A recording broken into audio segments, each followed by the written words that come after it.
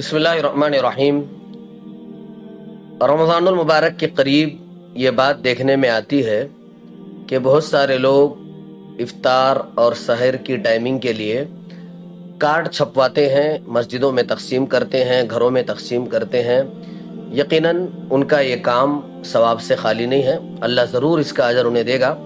इससे हमें सहर में और इफ्तारी की टाइमिंग में बआसानी और बसहूलत हम इफ्तार और सहर कर सकते हैं।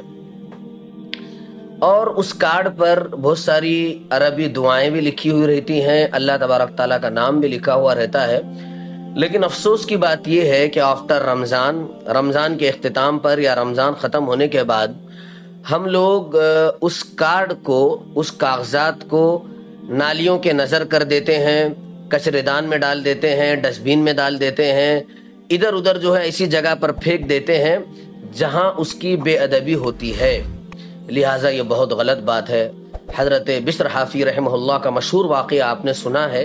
कि अल्लाह तबारक ताला ने शराबी, फिस्क और फुजूर में मुब्तला शख्स को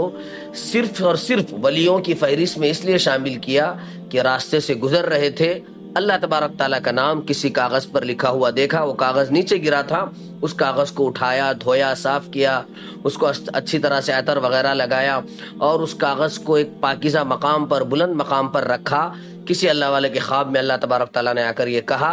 कि हम बिशर रहमतुल्लाह अलैह के तमाम गुनाहों को हमने माफ़ कर दिया और अब हम उनका शुमार जो है सो वलियों की फहरिस्त में करेंगे। वजह सिर्फ क्या बनी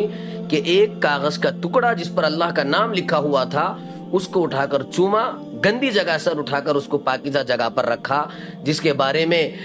वक्त के इमाम अहमद बिन हम्बल भी ये कहा करते थे कि बिशर हाफ़ी मुझसे ज़्यादा अल्लाह तबारक ताला को जानते हैं, अल्लाह तबारक ताला को पहचानते हैं। वजह सिर्फ ये बनी कि उस कागज़ के टुकड़े का एहतराम और ताज़ीम करना। लिहाजा हम पर भी ज़रूरी है कि रमज़ान ख़त्म होने के बाद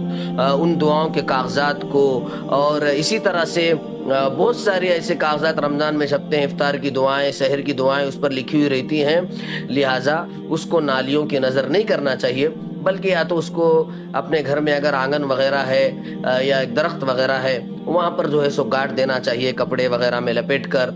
या फिर इसी तरह से बहुत सारे पोशीदा औराक आपके घर में हैं, कुरान मजीद के, दीगर दुआओं के, या तो उसको दफन कर दो या फिर किसी गैर आबाद कुएं में डाल दो, या फिर बहते हुए पानी में डालना चाहते हैं तो एक थैले में डालकर उसको पैक कर कर उसमें एक वज़नी पत्थर रखकर जो है उसको उसमें डाल देना चाहिए, ताकि वो किनारे पर ना आए और गहराई में रहे और उसकी बेअदबी ना हो। वस्सलामु अलैकुम व रहमतुल्लाहि व बरकातुहू।